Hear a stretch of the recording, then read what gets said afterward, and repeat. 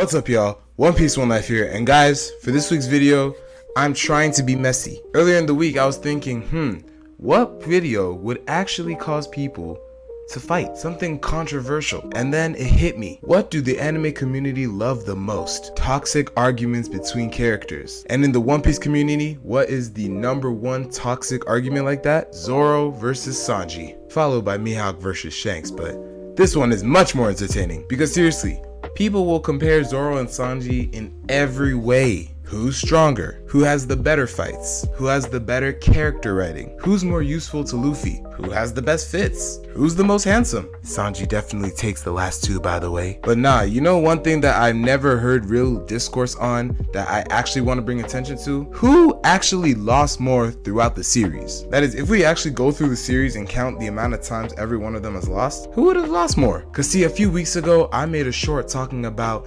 how Zoro said he would never lose again after MIhawk and then lost anyway. And that just made me think of this idea, so here we are. I'm genuinely interested. And that's what we're gonna be doing today, because we're going to definitively answer the question, who is the bigger loser? Zoro, Boo, or Sanji? Let's go. But before we hop into why Zoro is the bigger loser, do me a favor, guys. Like the video if you like this kind of content. Follow the page for more One Piece content like this every week, guys, weekly. Share it around with all your friends who love the series. Let's get it going. Still on road to 200. Let's do it before the end of the year. So I think the best and most fair way to do this is to just go through the series arc by arc in terms of the fights that I think they've actually lost and just talk about them and explain why they lost that fight. But with that being said, we do have to get into very important handicaps because we need to instate a rule, and that rule is that we cannot use if statements. And by that I mean there are certain conditions sometimes that happens, but we still have to count them as losses for them, even if that's not really their fault. So for example,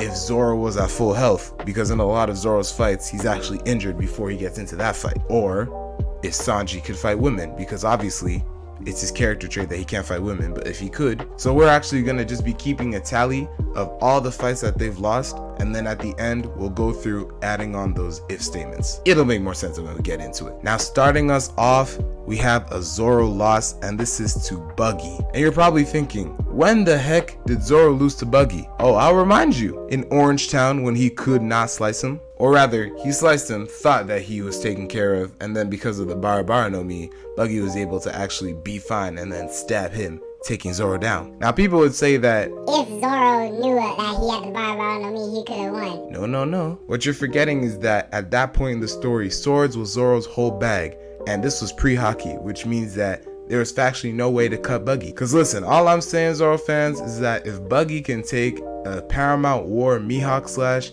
he can take multiple Orange Town Zoro slashes. So we are definitely going to count that as a loss for Zoro. Moving on to the Baratie, and we got another Zoro loss, and that's going to be obviously his iconic one to MIhawk. And now no one's going to deny that this wasn't a loss, right? This was literally, if there was ever one time that we can say Zoro lost definitively, it was to MIhawk. Very embarrassingly, mind you. Sometimes I go back and watch that fight again just because it's hilarious. Like, damn, Zoro, he really finished you with a butter knife. MIhawk really said, on guard. Now after that iconic Zoro loss, we're sticking with Baratie for a bit because we definitely do have a Sanji loss here. And that is going to be to Gin the Man Demon. I'm not gonna lie, Sanji was putting in that work against Gin, but Gin did just manage to have the upper hand when he hit him with those tonfas. And if Gin didn't have a random change of heart to where he wanted to be a good person, Sanji probably would have died to that Don Krieg poison. So as a Sanji fan, I'll take my L on that one. Now next up, and this is what I was talking about when I was talking about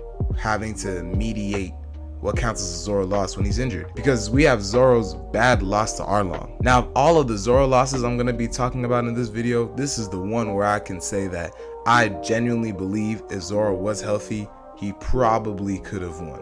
But this was right after the MIhawk loss, so he was severely damaged to the point where like one move and all his guts came pouring out again. It was bad. But hey, for the moment, we're counting all losses, so add that to the tally. Now next up, we have Skypiea. And now here's the thing, they both lost to Eno, but I don't know how to count Sanji's because he lost to Eno twice. Obviously, Zoro was zapped when he was doing the 4v1 with Robin, Gonfall, and Wiper. And the first time Sanji was zapped, it was instantaneous when he and Usopp were both taken out casually. But low-key, The second one portrays Sanji as more durable than Zoro because he took a stronger move than what Zoro took at that point in time and stayed conscious. Hands up, I don't know if that's controversial to say, but I mean, if you look at what Sanji took during the I need a light moment versus what Zoro took when he got taken out, that's two very different attacks. And no, Zoro fans, I'm not saying Sanji could beat Zoro.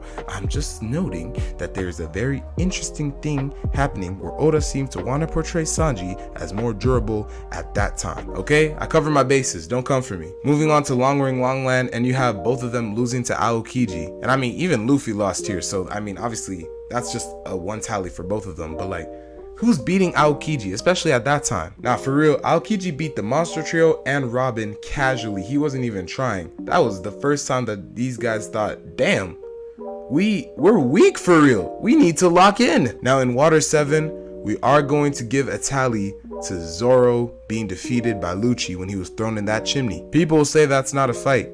I disagree. Zoro tried to rush Lucci, and Lucci took it, went into his leopard form, beat him up, and threw him out of the room into a nearby chimney. And nobody can argue to me that Zoro was going to be able to beat Water 7 Lucci at that time. There was no training between Water 7 and Enies Lobby, which means that's the same Lucci as Enies Lobby. And Luffy barely beat that Lucci at that time. So that's definitely a loss for Zoro. Now, I'm not going to lie, I'm a Sanji fan. And even as a Sanji fan, this may be controversial, guys, but I may have to give a tally to Sanji for losing to Bluno in the Sea Train. Cause now I don't think that there's any denying that Sanji lost that. He hit him with Konkase and it did almost start pushing Bluno back. And then Kaku said, Bluno, lock in. And Bluno said, bet. And from then on, all it took was one round Kyaku and then one slam and Sanji was down for the count. Which is tragic to say only because it gets worse for him before it gets better. Because in Enies Lobby, we have another tally for Sanji as he loses to Khalifa. And like I said, yes, I am, at least for now, going to be counting his losses to women where obviously he would probably win if he could fight women, but we can't take that out of his character, at least for right now. So sorry? Really, I should be saying sorry to me because I'm a Sanji fan, but it is what it is. Make it interesting, if anything. And now on Thriller Bark, they both lost to Kuma, but interestingly, it was in two different ways. When they were the last two left and Sanji was actually the one trying to fight Kuma, he was blasted back. And there was no way Sanji was beating Kuma at that time. But now here's the thing.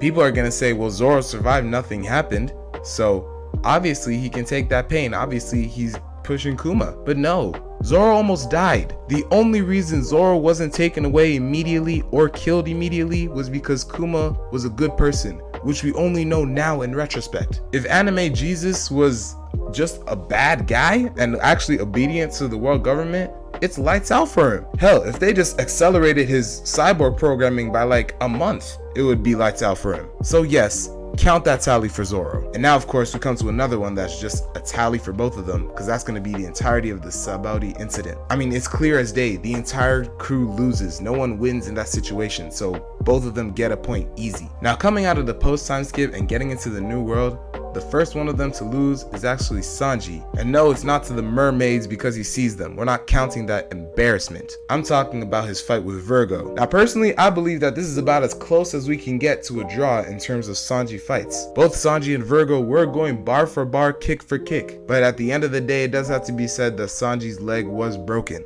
Or at least like fractured or something. He couldn't continue the fight, it was hurting. And then I think it got interrupted or something. I don't really remember Punk Hazard that well. But Zoro fans will definitely tell you that regardless, Sanji wasn't winning at that time, which I don't necessarily believe that, but I'll concede to the reasoning. Fair enough. But I'm also only conceding so that Zoro fans don't complain when I say that the next loss is Zoro's, and that's to Fujitora on Dressrosa. Because I already know Zoro fans are going to be talking about some Zoro and Fujitora never fought, that was just a clash. Zoro rushed at Fujitora with the intent to fight, and Fujitora was just too strong for him that he one-shotted him. Zoro couldn't move. If Fujitora had wanted to, he could have taken Zoro's life there or captured him and taken him to the Marines there. And I don't want to hear any chat about how, oh no, Zoro could have probably just pushed him extreme diff at that time. Excuse me? You're telling me that at Dressrosa level, Zoro was pushing admirals to extreme diff? No sir, I simply do not believe that's true. I know I have a Zoro thing back there, but don't forget what I am. Also in Dressrosa is Sanji's loss to Violet. And again, yes, it is because she's a woman. That's just his weakness, but we have to count it. added to the counter. Finally, we get to Wano, where there are the last 2 losses for each of them that I actually consider a loss. For Sanji, obviously it's the Black Maria. It's a parallel to the Caliphate instance where he had to have one of his female crew members come and save him. So yeah, obviously we're adding 1 for Sanji there. But you know who Zoro lost to? Kaido, and kind of Big Mom, but mostly Kaido. And it all started with the rooftop, because Zoro was actually doing swimmingly well until they busted out a little thing called Hakai. Brother shattered every bone in his body. Then he pulled up and hit off the Ashra Dead Man's game, which I'm not gonna lie, that was tough. He had Kaido glazing him, talking about, damn, you a Conqueror's Haki too? I see you. But then was one tap by Kaido, and Kaido was literally saying, what should I do to kill you? There are so many ways, which would have happened if Luffy didn't resuscitate at that time. Now, is it a loss to Kaido and Big Mom? Yes, it is. It's fair. No one's denying that. Am I saying nobody else would have lost to them?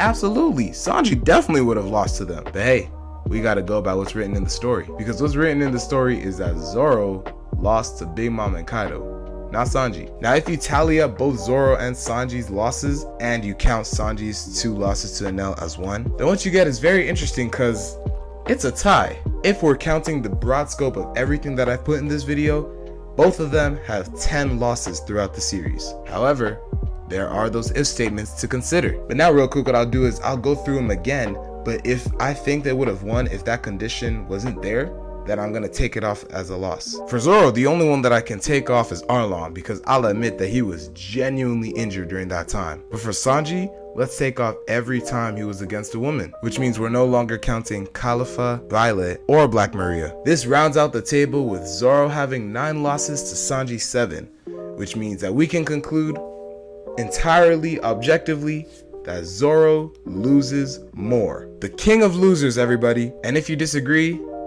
well, that's your problem. But what do y'all think? Are there any fights that I'm leaving out, or any of the fights that I put in you think shouldn't be counted? Let me know all that good stuff and more in the comments. And who knows, if there are enough good arguments, I may have to run back a part 2. Now that is going to be the end of the video, y'all. But before we go, please like the video, subscribe to the channel for more One Piece content just like this, and share it around with all your friends who love the series, or just manga and anime in general. Or hey, maybe they just like my face. I've been told that I'm incredibly cute by my mom. But still, well, that's gonna be all for me. I'll catch y'all in the next one, and always remember guys, One Piece, one life. Now see, I really hope this video does well, because I would love to make Zoro versus Sanji a series, like literally just a mini series on the channel about just all different kind of facets in which we're pitting Zoro against Sanji. Like, what if they swapped opponents? How far is their level gap at key points? You know, the next one I may do may just have to be fits, because that would be, I think that would be amazing. Just off gut instinct, who has better fits, Zoro or Sanji? Let me know in the comments.